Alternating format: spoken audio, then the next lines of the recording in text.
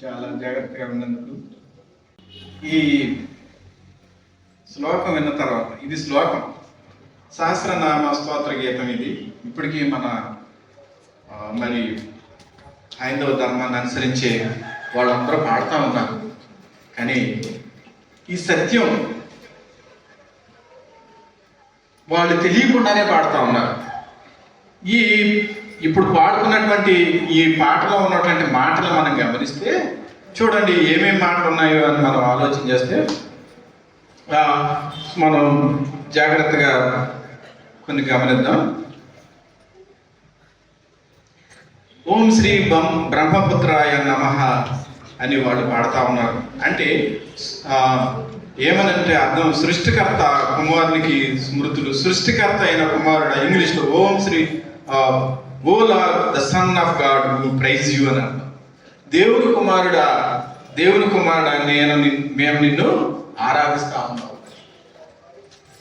ఈ శ్లోకాన్ని పాడుకుంటా ఉన్నారు. కానీ ఎవరు దేవుడి కుమారుడు? ఎవరు దేవుడి కుమారుడు? సృష్టికర్తమైన ఓ దేవుడా నీకు వందనాలు అని అంటా ఉన్నారు. ఎవరు? తర్వాత ఓం శ్రీ కన్యసుతాయ నమః, కన్యక గర్భాన జనించిన దేవునికి స్మృతులు అని అర్థం. ఎవరు జన్మించారు? వాళ్ళకి తెలియకుండానే పాడుకుంటా ఉన్నారు.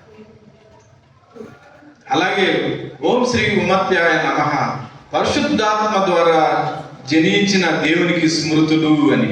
లోకాసువార్త 1:35 పరిశుద్ధాత్మ నీ మీదకి వచ్చును, దేవుని కుమారుడని ఆయన అనబడతాడు, నువ్వు పరిశుద్ధాత్మ ద్వారా గర్భాన్ని ధరిస్తావు అని చెప్పబడిన ఈ మాట. తర్వాత ఓం శ్రీ సిబిలిష్టాయ నమః, మనుష్య శరీరంలో వెలువడిన దేవునికి నమస్కృతులు అని. దేవునికి వందనాలు, ఆయన సశరీరుడుగా మన మధ్యన ప్రత్యక్షమయ్యాడు అని 1 తిమోతి పత్రిక 3:16 రాయబడతా ఉంది. అట్లాగే ఓం శ్రీ వృక్షశూల అరుదాయ నమః, సోలము వంటి మ్రాను మీద బలి అయిన దేవా నీకు స్మృతులు. సోలము వంటి మ్రాను మీద బలి అయిన. చూడండి మత్తయి 6:2 మనుష్య కుమారుడు సిలువ వేయబడుటకై అప్పగించబడింది. సిలువ మీద మరణించింది ఎవరు అని మనం ఆలోచన చేద్దాం. అట్లాగే ఓం శ్రీ మృత్యుంజయ నమః, మరణమును జయించిన దేవునికి ఎవరున్నారు? ఈ భూమి మీద మరణాన్ని జయించిన వ్యక్తులు. ఇందాక టీచర్ గారు చెప్తా ఉన్నారు కదా, ఈ భూమి మీద అందరి సమాధులు ముగిబడే ఉన్నాయి, ఒక్క సమాధి తప్ప. అది ఎవరిది? నేను అనుసరించే దేవుడు. హల్లెలూయా. మనం అనుసరించే దేవుడు. సో కనుక మనం సిగ్గుపడాలా? భయపడాలా? ఓం శ్రీ పవిత్ర దేవాయ నమః, పరిశుద్ధ దేవునికి స్మృతులు. యెహోవా పరిశుద్ధుడు. యేసుక్రీస్తు ప్రభు వారి గురించి కూడా మనం చూస్తా ఉన్నాం. ఆయన పరిశుద్ధుడు పరిశుద్ధుడు పరిశుద్ధుడని వేవేల దూతలతో కొనియాడబడతా ఉన్నా.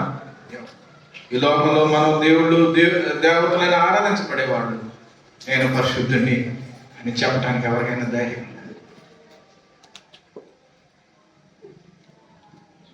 నా పుట్టుకలో పాపం లేదు, నా జీవితంలో పాపం లేదు అని ఎవరైనా చెప్పగలరు?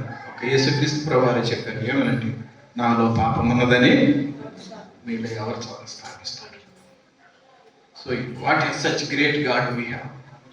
మనం ఆరాధించే దేవుడు, ఈ రోజున క్రిస్మస్ రోజున మనం వర్షిప్ చేసే దేవుడు ఎంత గొప్ప దేవుడు ఆలోచన చేస్తాం. తర్వాత ఓం శ్రీ అగ్నీశ్వరాయ నమః, దహించు అగ్ని అయిన దేవా నీకు స్మృతులు అని చెప్తా ఉంది. ఎవరో? మన దేవుడు దహించు అగ్ని అయి ఉన్నాడు. హెబ్రీ 12. ఎవరైనా సరే నేను దహించు అగ్ని వంటి వాడను అని చెప్పుకున్నవారు ఎవరో లేరు. తర్వాత ఓం శ్రీ మహాదేవాయ, దేవుళ్ళకు దేవుడు అయిన దేవాన్ని, దేవాది దేవుడు అయిన దేవానికి స్మృతులు. ఎవరున్నారు? యేసు ప్రభు గురించి రోమపత్రిక 9:5 సర్వాధికారి అయిన దేవుడై నిరంతరము స్తోత్రార్హుడై ఉన్నాడు మన దేవుడు. ఓం శ్రీ సర్వలోకాధిపాయ నమః, సర్వలోకమునకు అధిపతి అయిన దేవునికి స్మృతులు. సర్వలోకానికి అధిపతి. కొలసి 1:16 సర్వము ఆయన యందు సృజించబడును, ఆయన ద్వారా సృజించబడును, ఆయనలో సృజించబడినని యేసుక్రీస్తు ప్రభు వారి గురించి వ్రాయబడింది. ఓం శ్రీ అభిషిక్త దేవాయ నమః. అభిషిక్తుడైన దేవునికి స్మృతులు. యేసును పరిశుద్ధాత్మతోనూ శక్తితోనూ అభిషేకించిన అపోస్తల కార్యాలు 10:38 చూస్తాం. కనుక మన దేవుడు అభిషిక్తుడైన దేవుడు. ఈ మాటలన్నీ మనం చూస్తా ఉంటాం. ఓం శ్రీ నీతి దేవాయ నమః. నీతి దేవునికి స్మృతులు. నీ దండము న్యాయార్థమైన దండము, నువ్వు నీతి కలిగిన దేవుడు అని కీర్తనలో 45:6 మనం చదివాం. కనుక ప్రభునందు ప్రియమైన ఈ శ్లోకం నేను ఫస్ట్ టైం విన్నప్పుడు నా కళ్ళల్లో నీళ్ళు కారిపోయినాయి. ఎందుకంటే దేవా, నువ్వు మా ఋషులు చేసిన ప్రార్థన విని నువ్వు వాడికి ఎంత చక్కగా బయలుపరుచుకున్నావు. బైబిల్లోనే ఉందని మనం అనుకుంటా ఉన్నాం. కాదు, ఆయన ఋషులు యథార్థంగా వాళ్ళు ఈ దేవుడు ఆ దేవుడు లేకుండా ప్రార్థన చేసిన వాళ్ళు. అయ్యా మేము చీకట్లో ఉన్నాం, మమ్మల్ని వెలుగులోకి నడిపించు. అయ్యా మేము మరణంలో ఉన్నాం, మాకు జీవాన్ని ప్రసాదించు. అయ్యా మేము పాపంలో ఉన్నాం, అంధకారంలో ఉన్నాం, మమ్మల్ని విడిపించు. మేము అసత్యంలో ఉన్నాం, మమ్మల్ని విడిపించు అని ప్రార్థన చేస్తే దేవుడు వారికి కొన్ని వేల సంవత్సరాల క్రితమే ఈ ఉపనిషత్తుల్లో తన గురించి తాను బయలుపరుచుకున్నాడు. ఆయన కన్యక గర్భాన్ని పుడతాడని ఉపనిషత్తుల్లో రాయబడింది. ఆయన మృత్యుంజయుడు అవుతాడని, ఆయన శిలువలో మరణిస్తాడని, ఆయన మనుషుల పాపం వరకు బలి అవుతాడని చాలా స్పష్టంగా రాయబడింది. లేఖనాలు మన పరిశుద్ధ గ్రంథాల్లోనే కాదు, ఈ శాంతి మంత్రంలో కూడా మనం చూస్తాం. కనుక ఎంత గొప్ప దేవుడు. నేను ఏమనుకున్నానంటే, ఎంత గొప్ప దేవుడి గురించి ఈ రోజున మనం డైలమాలో ఉండాల్సి వస్తా ఉంది. అయ్యో అయ్యో, ప్రజలు ఎంత అంధకారంలో ఉన్నారు, వాళ్ళు ఎందుకు డైలమాలో ఉన్నారంటే ఈ సత్యాలు తెలుసుకున్న నువ్వు నేను మౌనంగా ఉంటా ఉన్నాం. మౌనంగా ఉండొద్దు. దయచేసి నీకు తెలిసిన నీ దేవుని యొక్క గొప్పతనాన్ని నీ పొరుగు వారితో మాట్లాడు. మన దేవుడు ఎంత గొప్ప దేవుడో మాట్లాడు. ఈ రోజు నువ్వు నేను ఆరాధిస్తా ఉన్న దేవుడు ఉట్టినే మేము ఆరాధించట్లేదు, ఆయన మేము కనుగొన్నాము. అందుకని యేసుక్రీస్తు శిష్యులు ఆయన గురించి రాసేటప్పుడు చాలా స్పష్టంగా రాశారు. యోహాను భక్తుడు ఏం రాస్తా ఉన్నాడంటే, మా కన్నులు ఏమి చూసాయో, మా చెవులు ఏమి విన్నాయో, మేము నిదానించి ఏమి తాకి చూచామో దాన్నే మేము చెప్తా ఉన్నాం. దాన్నే మేము మనం కూడా మేము కనుగొన్నాం. మేము రక్షణ కనుగొన్నాం.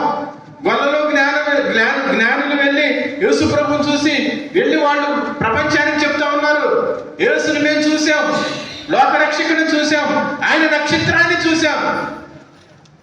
కనుక ప్రభువునందు ప్రియమైన సంగమం, మనం ఆరాధించే దేవుడు బలమైన దేవుడు, గొప్ప దేవుడు. ఆయన ఆధారం లేని వాడు కాదు, ఆయన ఆధారం కలిగిన దేవుడు. ఆయన 3 విషయాలు నేను చెప్పి యేసుక్రీస్తు ఎవరు, దేనికి పరిష్కారం ఇచ్చాడు అని 3 విషయాలు చెప్పి నేను ముగించాలని ఇష్టపడతా ఉన్నాను. ఈ శాంతి మంత్రంలో ఉన్నటువంటి 3 విషయాలు ఏంటంటే, ఒకటి సత్యం, రెండోది వెలుగు, మూడోది జీవం అనే 3 విషయాలు ఇక్కడ మనం చూస్తా ఉన్నాం. ఒకటి మానవుని సమస్య. దయచేసి ఇక్కడికి వచ్చేయండి. ఇప్పుడు ఆ వేదాల్లో నుంచి ఆ లేఖనాల్లో నుంచి మనం బయటకు వచ్చేద్దాం. దయచేసి 2 నిమిషాలు నా వైపు చూడండి. దయచేసి ఆలోచన చేయండి. మన సమస్య, మానవుని సమస్య. అప్పుడు ఋషులు కానీ ఇప్పుడు మనం కానీ, మనం వెళ్ళిపోయిన తర్వాత 100 సంవత్సరాల తర్వాత పుట్టే ప్రజలకు కానీ అందరికీ ఉన్నటువంటి సమస్య ఏంటంటే, సత్యం అసత్యానికి మధ్య తేడా తెలుసుకోలేకపోవడం. మేము అసత్యంలో ఉన్నాం. వాళ్ళు అంటా ఉన్నారు, కంటికి కనిపించేది సత్యం అనే భ్రమలో మేము ఉన్నాం, మా అనుభవాలే సత్యం అనే భ్రమలో ఉన్నాం. ఈ ప్రపంచంలో ఉన్నటువంటి మాయే సత్యం అని మేము నమ్ముతా ఉన్నాం. మాకు అర్థమవుతా ఉంది ఇది భ్రమని, ఇది మాయ అని మాకు అర్థమవుతా ఉంది. కనుక సత్యాన్ని మాకు తెలియచేయి అని వాళ్ళు అంటాం. ఈ రోజున మనుషులు ఏది సత్యమో ఏది అసత్యమో తెలుసుకోలేక వాళ్ళు చీకటిలో తిరుగుతా ఉన్నారు. అందుకోసమనే పరిశుద్ధ గ్రంథంలో రాయబడింది, చీకటిలో కూర్చున్న ప్రజలు గొప్ప వెలుగును చూస్తారు. హల్లెలూయా. మన మనోనేత్రాలు వెలిగించబడతాయి, నువ్వు సర్వసత్యంలోనికి నడిపించబడతావు అని దేవుని వాక్యం చెప్తా ఉంది. రెండోది మానవుని సమస్య ఏంటంటే తమస్సు. ఇందాక మనం ఆలోచన చేసాం, చీకటి, అజ్ఞానం, జడత్వం. ఇవి నిన్ను తెలుసుకోకుండా మాకు అడ్డుబండగా ఉన్నాయి. కనుక నిన్ను గూర్చిన ఎన్లైటన్మెంట్ గ్రహింపు మాకు అనుగ్రహించు, మమ్మల్ని వెలుగులోకి నడిపించు అని మనుషులు ప్రార్థన చేశారు. ఇందాక స్పష్టంగా చెప్పాం, పాపం మనల్ని పరిపాలిస్తా ఉంది కనుక ఈ పాపం నుంచి విడుదల పొందాలి, వెలుగులోనికి రావాలి, అసత్యంలో నుంచి సత్యంలోనికి రావాలి, చీకటిలో నుంచి వెలుగులోకి రావాలి అని మానవుడు ప్రార్థన చేస్తా ఉన్నాడు, లేదా ఆలోచన చేస్తాం. మూడోది మరణం అనేది మనం చూసాం. ఆధ్యాత్మిక మరియు భౌతిక మరణంలో మేము ఉన్నాము, నీవే మాకు నిత్య జీవాన్ని అనగా మోక్షాన్ని అనుగ్రహించు అని. కనుక ఇవి వాళ్ళ సమస్యలు కాదు, ఇవి నీ సమస్య కూడా. ఒకటి సత్యం తెలుసుకోవాలి నువ్వు, రెండోది పాపం నుంచి విడిపించబడాలి, మూడోది నువ్వు మరణించిన తర్వాత ఎక్కడికి వెళ్తావో ఆలోచన చేయాలి. మరణించిన తర్వాత ఎక్కడికి వెళ్తావు? మన వాళ్ళు అంటారు కదా, ఎవరు చూసారు ఎక్కడు నో. చాలా స్పష్టంగా చెప్తా ఉంది దేవుని వాక్యం, శరీరానికే మరణం, ఆత్మకు మన్ను అనేది మునుపుట వలె మన్నైపోను, ఆత్మ దాన్ని అనుగ్రహించిన దేవుని యొద్దకు. ఎందుకంటే శరీరమే తల్లిదండ్రుల దగ్గర నుంచి వచ్చింది, కానీ నీ ఆత్మను చూసావా, అది జ్యోతిర్మయుడు దేవుని యొద్ద నుండి నీకు నాకు అనుగ్రహించబడింది. శరీరానికే మరణం, ఆత్మకు మరణం. కనుక నీ జీవితాంతం, లేకపోతే నీ జీవితం తర్వాత, నీ మరణం తర్వాత, నువ్వు చనిపోయిన తర్వాత నీ ఆత్మ ఎక్కడికి వెళ్తుంది? ఇక్కడే ఆ సత్యాన్ని నువ్వు నేను తెలుసుకో, ఇక్కడే నువ్వు ఆ మోక్షం గురించి తెలుసుకోవాలి, ఇక్కడే నువ్వు నీ నిత్య జీవాన్ని పొందుకోవాలి. మరణంలో నుంచి జీవంలోనికి ఇక్కడే నువ్వు దాటించబడాలి. ఎలా దాటించబడతాం? ఎలా మోక్షాన్ని కనబడతాం? ఎలా చీకటి నుంచి వెలుగులోకి వస్తాం? ఎలా అసత్యంలో నుంచి సత్యంలోనికి వస్తాం? అంటే యేసుప్రభు అంటా ఉన్నాడు చూడండి, యోహాను 14:6 వండర్ఫుల్ స్టేట్మెంట్స్. ఈ భూమి మీద ఇప్పటి వరకు పుట్టిన ఋషులు కానీ, లేకపోతే రకరకాల వ్యక్తులు కానీ, మత నాయకులు కానీ, మత సిద్ధాంతకర్తలు కానీ, మతాలు స్థాపించిన వాళ్ళు ఏం చెప్పారంటే, మనుషుల సమస్యకి, ఆధ్యాత్మిక సమస్యలకి వాళ్ళు కూడా పరిష్కారాలు చెప్పారు, చాలా పరిష్కారాలు చెప్పారు. వాళ్ళు కూడా పుస్తకాలు రాశారు, గ్రంథాలు రాశారు. కానీ వాళ్ళ గ్రంథాల్లో ఏం రాశారో తెలుసా? అయ్యా నేను అసత్యంలో ఉన్నాను అని నువ్వు అంటున్నావు కదా. వాళ్ళు ఏమంటున్నారంటే, నువ్వు అసత్యంలో ఉన్నావు నిజమే, అయితే వాళ్ళు కూడా ఏం చెప్పారు తెలుసా? నువ్వు సత్యాన్ని తెలుసుకో. వీళ్ళు, నా డౌట్ ఏంటంటే, సత్యం ఏమిటి తెలియక నా బాధ. వీళ్ళు కూడా ఏం చెప్తావు? నువ్వు సత్యాన్ని తెలుసుకో, నువ్వు సంతోషంగా ఉంటావు. తర్వాత వాళ్ళు ఏమంటా ఉన్నారంటే, మోక్షానికి వెళ్ళే మార్గం మాకు తెలియట్లేదయ్యా అని మనుషులందరూ అంటా ఉంటే, వీళ్ళు అన్నారు, నీకు మోక్షానికి వెళ్ళే మార్గం తెలియట్లేదా? నువ్వు ఇలా తిన్నగా వెళ్ళు, ఈ మార్గంలో వెళ్ళు, ఇలా తిన్నగా వెళ్ళు, నువ్వు మోక్షానికి వెళ్తావని చెప్పారు. అలాగే మాకు జీవం కావాలంటే వాళ్ళందరూ కూడా నువ్వు జీవాన్ని ఇచ్చే మంచి పనులు చేయి అని చెప్పారు. కానీ యేసు ప్రభు అలా చెప్పలేదు. నువ్వు అది చేయి, నువ్వు ఇలా వెళ్ళు, నువ్వు వాళ్ళని అనుసరించు, నువ్వు ఈ వ్యక్తిని అనుసరించు, నీకు మోక్షం కలుగుద్ది, నువ్వు స్నానం చేయి, మునుగు, లెగు అనేసి చెప్పలేదు. ఆయన చెప్పాడు తెలుసా, లుక్ అట్ మీ, ఓ ప్రజలారా నా వైపు చూడండి, నా వైపు చూసి రక్షణ. ఈ భూమి మీద ఎవరు చెప్పినటువంటి మాటలు, అద్భుతమైన మాటలు, 7 స్టేట్మెంట్లు ఆయన చేశారు. ఎవరికి అటువంటి స్టేట్మెంట్స్ చేయలేదు, చెయ్యరు, భవిష్యత్తులో కూడా ఎవరు చేయలేరు. ఎందుకంటే వాళ్ళందరూ మనుషులే, దేవుడు మాత్రం. యేసయ్య అంటా ఉన్నాడు, నేనే యేసయ్య. నా చిన్నప్పుడు రేడియోలో ప్రోగ్రామ్ వచ్చేది, గాంధీ మార్గం అని. ఏంటి గాంధీ మార్గం అని ప్రోగ్రామ్ వస్తూ ఉండేది రేడియోలో. అందులో ఏంటని పెట్టి వింటా ఉంటే గాంధీ గారు చెప్పిన మాటలన్నీ వినపడేది. కానీ యేసయ్య అంటా ఉన్నాడు, నేనే మార్గం. ఏంటి? నువ్వు మార్గం తెలియక ఇబ్బందుల్లో ఉన్నావా? మోక్ష మార్గం తెలియక ఒకవేళ నువ్వు ఇంకా ఆలోచిస్తా ఉన్నావా? అయితే యేసయ్య అంటా ఉన్నాడు, నేనే. ఇంకా సత్యం, అది సత్యం అని కొన్ని రోజులు అనిపిస్తా ఉంది. అది కాదు సీజన్ మారింది, శీతాకాలం వచ్చింది, బ్లాక్ డ్రెస్ సత్యం అని అనిపిస్తా ఉంది.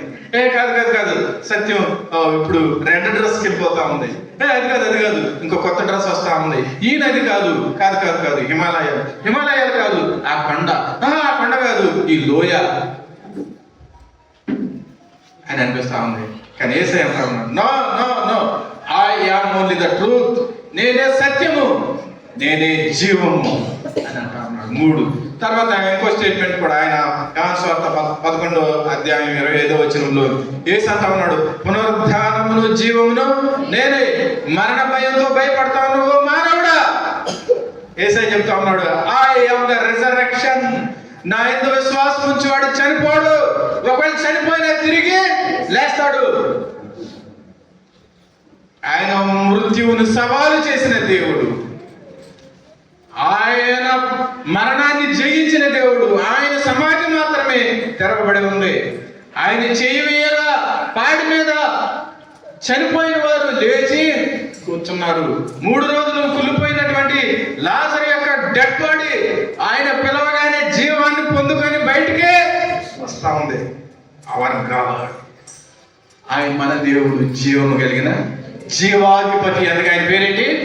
జీవాధిపతి, జీవానికి అధిపతి ఆయన. అందుకోసమే లాజరుని, మృతుడైన లాజరు కమ్ అవుట్, బయటికి రానగానే జీవాన్ని పొందుకొని, హెజ్కేలు గ్రంథంలో మనం చూస్తా ఉన్నాం, ఆ ఎలీషా యొక్క ఆ బాడీ తగలగానే శవాలు, ఆ ఎముకలు ఏమైనాయంట, మాంసాన్ని ధరించి అందులోకి మరలా నరాలు, జీవాన్ని, రక్తము ఇవన్నీ పుంజుకొని మరలా మనుషులుగా బ్రతికారని యేసు క్రీస్తు ప్రభువారు జీవాధిపతి.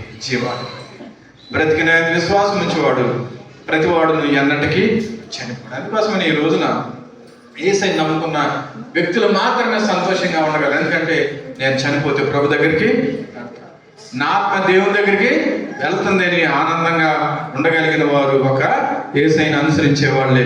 మరణ భయం లేదు. ఇప్పుడు ఆ ఋషులు ప్రార్థన చేశారు, మాకు మరణ భయం మమ్మల్ని వెంటాడుతూ ఉంది, ఈ మరణ భయం నుంచి ఎలా మేము విడిపించబడాలి? యేసయ్య అంటా ఉన్నాడు, అయితే నా వైపు చూడండి, నన్ను చూడండి, నా వైపు చూసి రక్షణ పొందండి, నేను నిత్య జీవాన్ని అని ఆయన ప్రకటిస్తా ఉన్నాడు. తర్వాత యేసు ఇంకా కొన్ని చెప్పిన మాటలు, నేనే జీవాహారము అని 6:35 యోహాను సువార్త. అలాగే నేను లోకమునకు వెలుగు. ముందు మనం ఆ శాంతి మంత్రంలో చూసాం కదా, అసతోమా తమస్సోమా జ్యోతిర్గమయ, మేము చీకట్లో ఉన్నాం, మాకు వెలుగు కావాలి అంటే యేసు అంటా ఉన్నాడు, మీరు వెలుగు కావాలని అంటా ఉన్నారు కదా, ఐ యామ్ ద లైట్.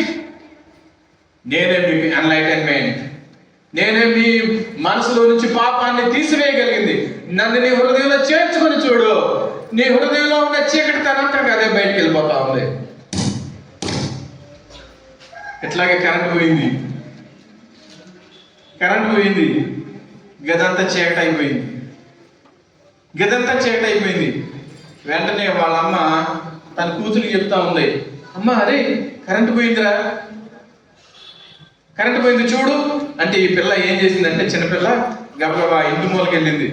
ఇంటి మూల ఎత్తుక్కుండా ఏదో చీపురు గట్ట దొరికింది. ఏం దొరికింది? కరెంటు పోయింది కదా, ఏదో చీపురు, ఇది చీపురి అని నిర్ధారణకు వచ్చింది.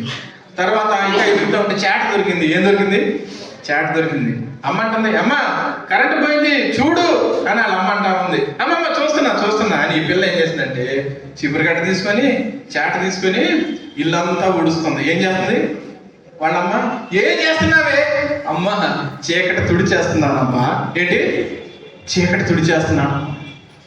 పిల్ల తుడుస్తూ ఉంది, చాట నిండా ఎత్తుతా ఉంది, తీసుకెళ్ళి బయట పోసి వస్తా ఉంది, తుడుస్తా ఉంది. ఏం చేస్తున్నావే? చీకటిని తుడిచి బయట. అందులో నాన్న వచ్చాడు, అమ్మ ఏం చేస్తున్నావా? చీకటిని తీసేస్తున్నాడు డాడీ. చీకటిని అలా కాదమ్మా తీసేసేది అని ఒక కొవ్వొత్తిని వెలిగించాడు. ఏం చేశాడు? కొవ్వొత్తిని వెలిగించాడు. రూమ్ అంతా ఏమైంది? నీ హృదయంలో పాపం పోవాలంటే కొబ్బరికాయ వల్ల పోదు. నీ హృదయంలో పాపం పోవాలంటే నువ్వు 3 సార్లు మురిగినా 7 సార్లు మురిగినా పోదు. నువ్వెన్ని ప్రయత్నాలు చేసినా పోదు. నీ హృదయంలోకి ఏం రావాలి? వెలుగు రావాలి. ఏం రావాలి? యేసు వస్తే హృదయంలోకి ఆయన నీతిని గురించి, పాపముల గురించి ఒప్పింపజేసే దేవుడు ఒక యేసు ప్రభు మాత్రమే. రే గుడికి వెళ్ళొచ్చు కదరా, ఈరోజు క్రిస్మస్ కదా, గుడికి వెళ్ళొచ్చు కదరా, నేను రాను. గుడికి రా, నేను రాను. ఎందుకు రావా? నేను మందు తాగాను. ఏంటి? మందు ప్రభు దగ్గరికి రానివ్వదు. యేసు హృదయంలో ఉంటే మందు బయటికి.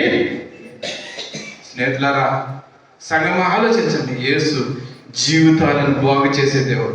నీ హృదయంలో నువ్వు ఏ పాపంతో అయితే పోరాడుతా ఉన్నావో ఆ పాపం నుండి నిన్ను నన్ను విడిపించే దేవుడు. తర్వాత నేనే ద్వారమును 10:9 వచ్చిన పరలోకానికి వెళ్ళడానికి నేనే ద్వారం, నా ద్వారా తప్ప ఎవడు తండ్రి వద్దకు. తర్వాత చివరిగా 7వ స్టేట్మెంట్, నేనే మంచి కాపరిని. I am the your protector. మీరు నా చేతుల్లో ఉంటే నా చేతుల్లో నుంచి మిమ్మల్ని ఎవరు దొంగిలించరు.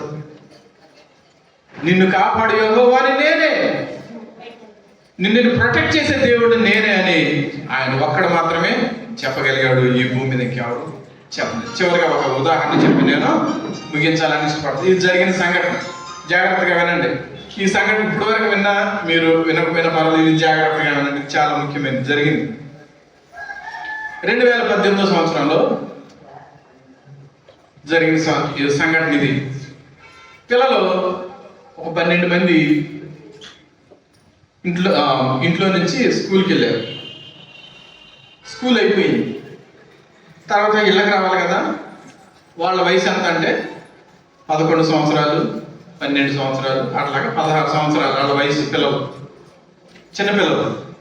హై స్కూల్ కంటే తక్కువ, హై స్కూల్లో పిల్లలు అన్నమాట, చిన్నపిల్లలు. ఇంటికి రాలేదు. ఇంటికి రాకపోతే తల్లిదండ్రులు సాయంత్రం 6 అయింది, మా పిల్లోడు ఏంటి ఇంటికి రాలేదు, 7 అయింది రాలేదు, భయం పెరుగుతూ ఉంది. వెంటనే స్కూల్కి ఫోన్ చేశారు. ఫోన్ చేసి, అయ్యా మా పిల్లలు ఇంకా ఇంటికి రాలేదు, ఏమన్నా ట్యూషన్ జరుగుతుందా అంటే, ట్యూషన్ జరగటం ఏంటి, మీ పిల్లలు మధ్యాహ్నం వెళ్ళిపోయారుగా. అంతే, తల్లిదండ్రులకి గుండె గుబ్బేలు మంది గబగబా స్కూల్ దగ్గరికి పరిగెత్తుకొచ్చారు. 11 మంది తల్లిదండ్రులు, 12 మంది తల్లిదండ్రులు పరిగెత్తుకొచ్చారు. పిల్లలు ఎక్కడికి వెళ్ళారు, ఎవరిని అడిగినా చెప్పట్లేదు. వాళ్ళ ఫ్రెండ్స్ని పిలిచి, వరే మీకు ఏమైనా చెప్పాడా, ఎక్కడికి వెళ్ళారు, తెలియదు. రాత్రి 10 అయిపోయింది. పోలీస్ స్టేషన్కి వెళ్ళారు. పోలీసులకి ఇన్ఫర్మేషన్ ఇచ్చారు. పోలీసులు సిటీలో ఉన్న అన్ని సెంటర్స్కి ఫోన్ చేస్తా ఉన్నారు. ఎక్కడైనా 12 మంది పిల్లలు కనపడలేదు. తెల్లారింది, కనపడలేదు. మళ్ళీ తెల్లారింది, కనపడలేదు. 1 2 3 4 5 10 రోజులు కనపడలేదు. నేను రోజు ఆ వార్తలు చూసేవాడిని దానికోసం. కనపడ్డారా పిల్లోడు?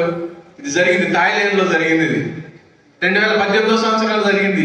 పిల్లలు కనపడ్డారా?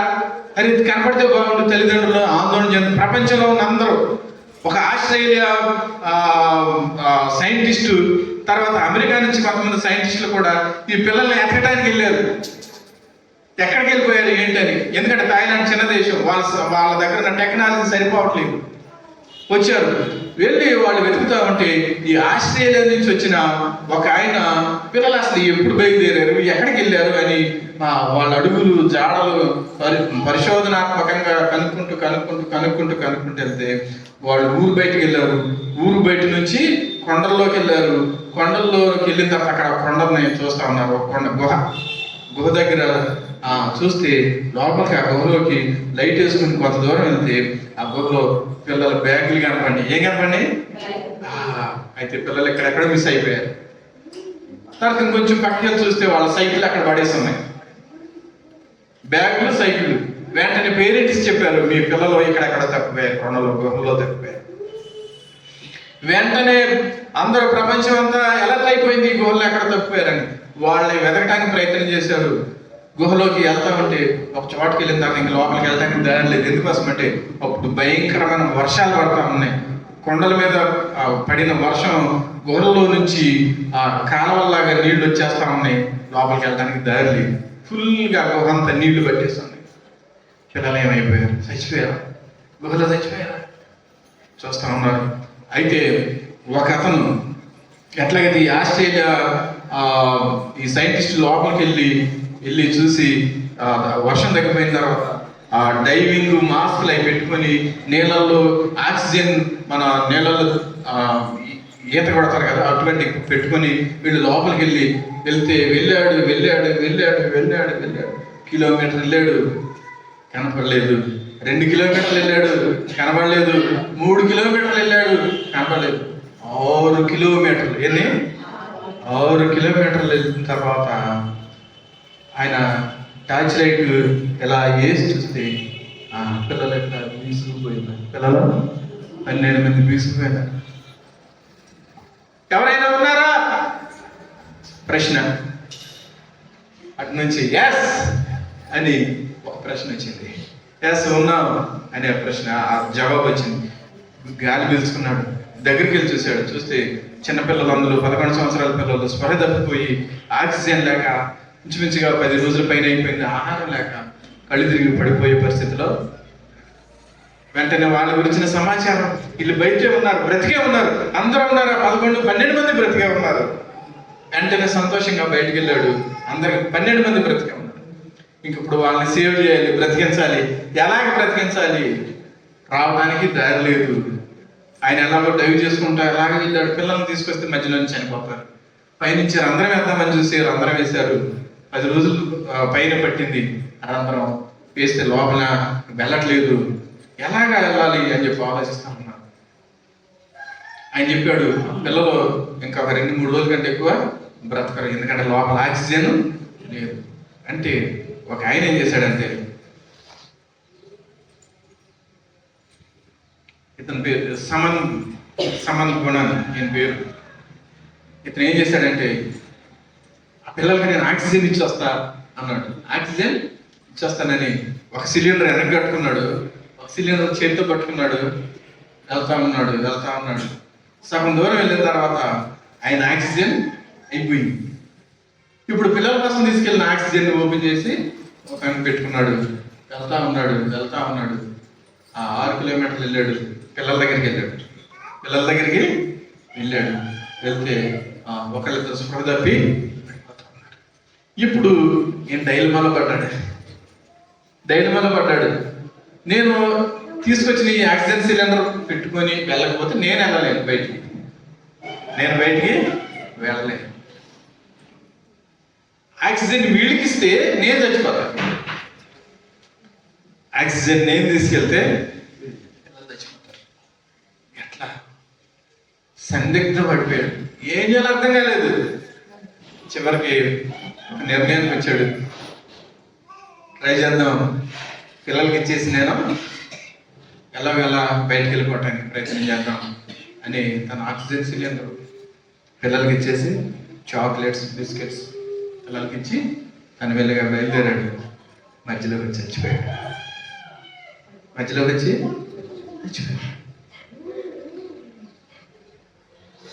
తర్వాత ఒక వారం రోజులకి ఎట్లాగైతే వాళ్ళందరినీ ఒక్కడు కూడా చనిపోకుండా అందరినీ బయటికి తీసుకొచ్చి హాస్పిటల్లో జాయిన్ చేశారు.